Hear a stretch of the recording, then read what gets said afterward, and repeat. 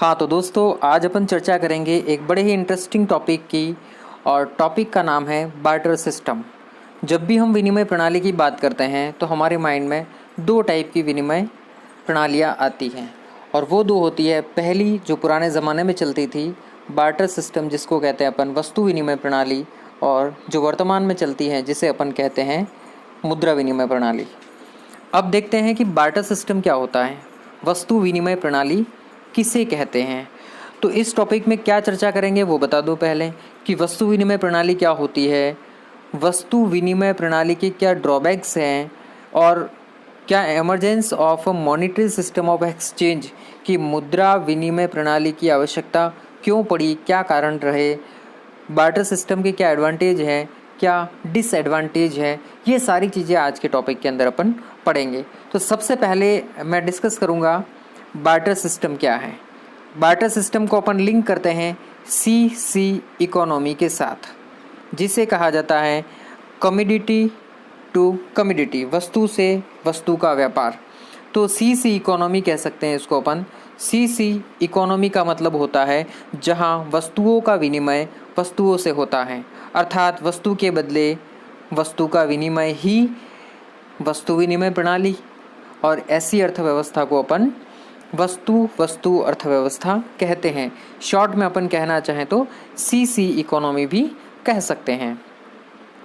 अब देखिए कि वस्तु विनिमय प्रणाली में किस प्रकार से एक्सचेंज करते थे।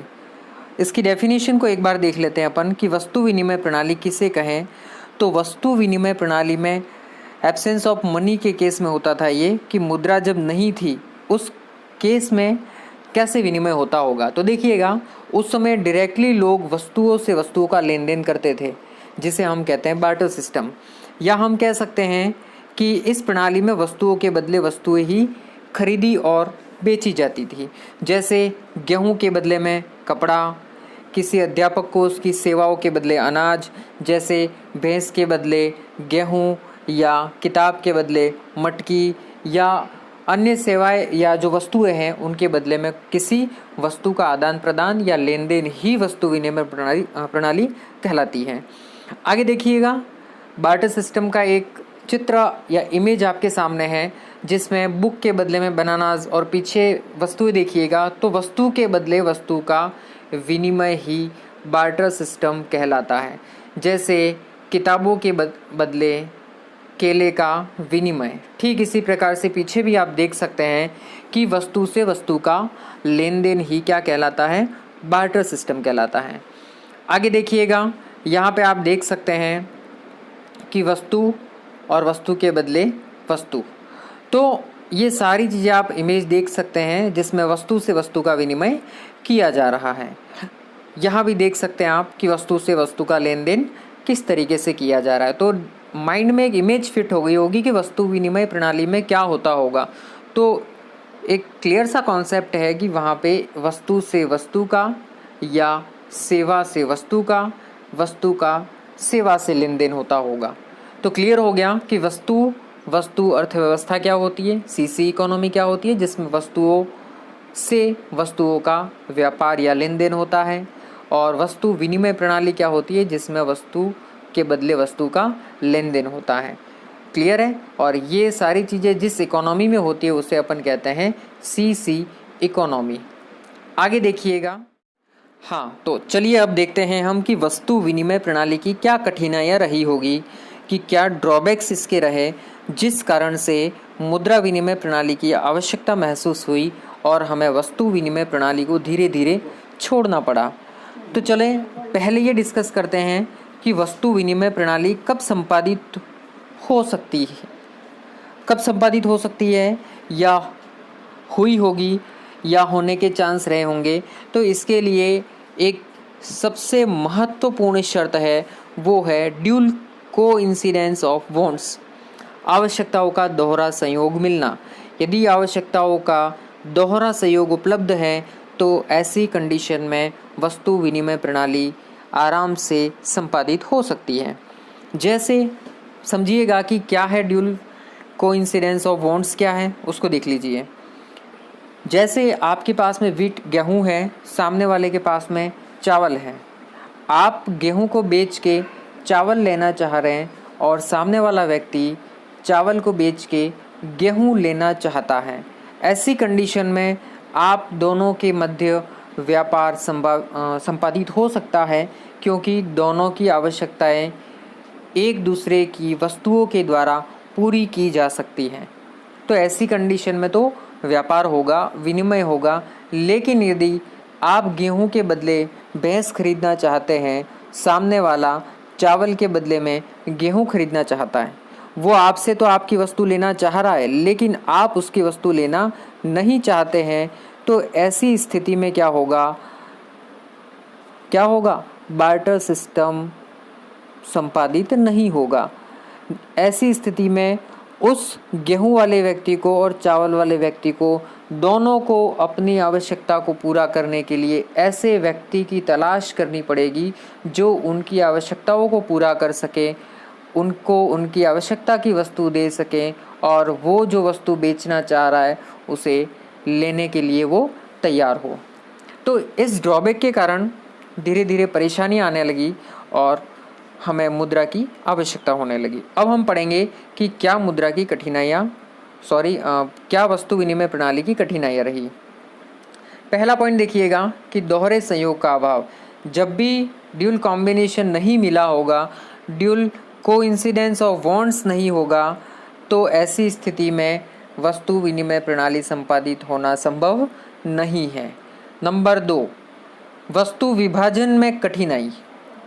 नंबर 3, क्योंकि वस्तु विभाजन में कठिनाई, जैसे एक बोरी गेहूं आप देना चाह रहे हैं और भैंस लेना चाहते हैं और भैंस का जो मूल्य है माना कि 5 बोरी है।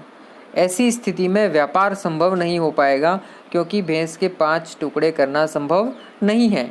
तो ऐसी स्थिति में व्यापार संभव नहीं होगा, विनिमय नहीं हो पाएगा। आगे समझेंगे डिटेल में अपन। आगे देखिएगा, मूल्य हस्तांतरण का अभाव। जैसे मूल्य हस्तांतरण करना है, पेमेंट को ट्रांसफ़र करना है, तो वर्तमान में अपन देख रहे हैं कि बहुत सारे ऐसे माध्यम हैं जिसके द्वारा अपन मनी को ट्रांसफ़र कर सकते हैं। लेकिन उस समय मनी को ट्रांसफ़र करना बहुत बड़ी चैलेंज थी। जैसे हमने अभी तो वर्तमान में देख रहे हैं कि अपन ने फ़ोन किया, हमने कहा कि 500 रुपये चाहिए, 1000 रुपये चाहिए, लाख रुपये चाहिए, तो थ्रू नेट बैंकिंग या पेटीएम है, गूगल पे है, बहुत सारे ऐसे ऐप्स हैं और नेट बैंकिंग है जिसके थ्रू अपन आराम से पैसे ट्रांसफ़र कर सकते हैं। लेकिन क्या उस समय एक भैंस वाले व्यक्ति ने फ़ोन किया हो या एक गेहूं वाले व्यक्ति ने फ़ोन किया होगा कि मुझे भैंस की आवश्यकता है, तो वो आराम से फ़ोन में डाल के भेज नहीं सकता था। तो बहुत बड़ी परेशानी थी वैल्यू ट्रांसफ़र की। आगे देखिएगा, क्रय शक्ति संचय में कठिनाई। यहाँ भी देखिएगा बहुत अच्छा है, संचय में कठिनाई। जैसे वर्तमान में हमको संचय करना है तो बड़ा इजी है, आराम से आप संचय कर सकते हैं। आपके पास 1 करोड़ रुपए हैं तो आपने अकाउंट में डाल दिए, तिजोरी के आपके छोटे से खाने में पड़े रह सकते हैं। आप बहुत सारे ऐसे वेज हैं जिसके थ्रू आप सेविंग कर सकते हैं, उसको संचित कर सकते हैं, स्टोर कर सकते हैं। लेकिन पहले हमारे पास में जैसे 1000 भैंसें हो गई, आप कैसे कंट्रोल करेंगे उन सबको, कैसे स्टोरेज करेंगे उनका? तो हमारे लिए उनको अवेयरना सबसे बड़ा चैलेंज हो जाएगा। तो उस समय स्टोरेज की बड़ी समस्या थी, क्योंकि हमारे पास संपत्ति है वो तो बहुत सारी हो गई, लेकिन उसे अवेयरना हमारे लिए बहुत ही मुश्किल हो गया था। तो इस कारण हमें धीरे धीरे मुद्रा की आवश्यकता महसूस होने लगी। आगे देखिए, सर्वमान्य मूल्य का अभाव। कोई स्टैंडर्ड प्राइस नहीं थी कि एक जगह पे भैंस 5 बोरी में, दूसरी जगह भैंस 3 बोरी में, तो कहीं 10 बोरी में। तो एक कोई स्टैंडर्ड मानक नहीं था मुद्रा का। तो मानक एक मूल्य की एक सामान्य इकाई का अभाव पाया गया। आगे देखिएगा, भावी भुगतान का अभाव। जैसे अभी अपन पोस्टपोन कर सकते हैं, तो पहले ऐसा सिस्टम नहीं था। अभी हम चाहें तो औपचारिक समझौते के माध्यम से कह सकते हैं कि मैं पर मंथ आपको इतने रुपए पे करूँगा, तो एक कॉन्ट्रैक्ट हो सकता है। लेकिन पहले वस्तु विनिमय प्रणाली में बहुत बड़ी समस्या थी, इस टाइप के जो कॉन्ट्रैक्ट हैं वो कॉन्ट्रैक्ट नहीं हो पाते थे। ठीक है, अब आगे देखिएगा आप, एक एक समझा रखा है कि आवश्यकताओं के दोहरे सहयोग का अभाव। यदि वस्तु का वस्तु के साथ विनिमय तभी होगा जब आवश्यकताओं का दोहरा सहयोग होगा। यदि आवश्यकताओं का दोहरा सहयोग नहीं है तो व्यापार नहीं होगा, विनिमय नहीं होगा। आगे देखिएगा नेक्स्ट आप, मूल्य के सामान्य मापदंड का अभाव। वस्तु विनिमय प्रणाली में ऐसी सामान्य इकाई कोई नहीं थी कि जिसे अपन स्टैंडर्ड कहें, जिससे अपन मेज़र कर सके किसी भी वस्तु के मूल्य को। तो इस समस्या के समाधान के लिए मुद्रा के विकास की ज़रूरत पड़ी। जैसे उदाहरण के लिए देखा गया है, यदि कोई व्यक्ति गेहूं का लेन देन करना चाहता है और गेहूं का मूल्य कपड़े के रूप में 1 किलो गेहूं 1 मीटर कपड़ा, दूध के रूप में जैसे देख लीजिए 1 किलो गेहूं 2 लीटर दूध, तो बाज़ार में उपलब्ध हर वस्तु के रूप में पता होना चाहिए कि यह जानना चाहे असंभव ना हो परंतु कठिन ज़रूर है, क्योंकि कोई स्टैंडर्ड नहीं है। कभी दूध के बदले में तो कभी गेहूं के बदले में कपड़ा, तो कभी बहुत अलग अलग मानक दे रखे हैं। देखिए गेहूं के बदले कपड़ा है, गेहूं के बदले दूध है, तो कुल मिला के ये कह सकते हैं कि 1 मीटर जो कपड़ा है वो 2 लीटर दूध से एक्सचेंज कर सकते हैं, लेकिन वो भी दोहरे सहयोग की उपलब्धताओं पर निर्भर करेगा कि उन दोनों की ज़रूरतें कैसी है। तो ज़रूरत के अनुसार उनकी स्टैंडर्ड यूनिट जो थी वो चेंज हो जाती थी। आगे देखिए, वस्तु की अविभाज्यता। मैंने बताया था अभी, जैसे भैंस की बात करें, कुत्तों की बात करें, इनका विनिमय तो कर लें, लेकिन जब भी हमारे पास में विनिमय के लिए कोई मूल्य की मापक की एक स्टैंडर्ड यूनिट नहीं है तो ऐसी स्थिति में हम उनके टुकड़े करके तो दे नहीं सकते हैं। तो जो विभाज्य वस्तुएं उनके संबंध में तो कोई समस्या है ही नहीं, लेकिन जो अविभाज्य वस्तुएं हैं जिनको डिवाइड नहीं किया जा सकता है, ऐसी कंडीशन में विनिमय कर पाना बहुत ही मुश्किल हो गया था, जिससे हमें मुद्रा के विकास की ज़रूरत पड़ी। आगे देखिएगा, बता दिया था मैंने मूल्य के संचय का अभाव। तो मूल्य के संचय के अभाव के बारे में बता दिया कि जैसे वस्तुओं को संचित करना है तो हमें अधिक स्थान की ज़रूरत पड़ेगी, उन वस्तुओं को संभालना पड़ेगा, उनकी देखभाल करनी पड़ेगी, लेकिन मुद्रा के विषय में ऐसा कुछ भी नहीं करना है। अकाउंट में रख दिए तो कोई परेशानी नहीं है। आगे देखिए, जैसे आलू, टमाटर, अनाज, फलों की बात करें, जैसे अपन नाशवान वस्तुओं की बात करें, भले कितने सारे हो गए लेकिन उनको स्टोर करना हानि को न्योता देने के बराबर है। आगे देखिएगा कि वस्तुओं के मूल्य में अंतर आ जाता है। जो वस्तुएं हैं उनके मूल्य में समय, काल, परिस्थितियों के अनुसार मूल्य में अंतर आना स्वाभाविक बात है।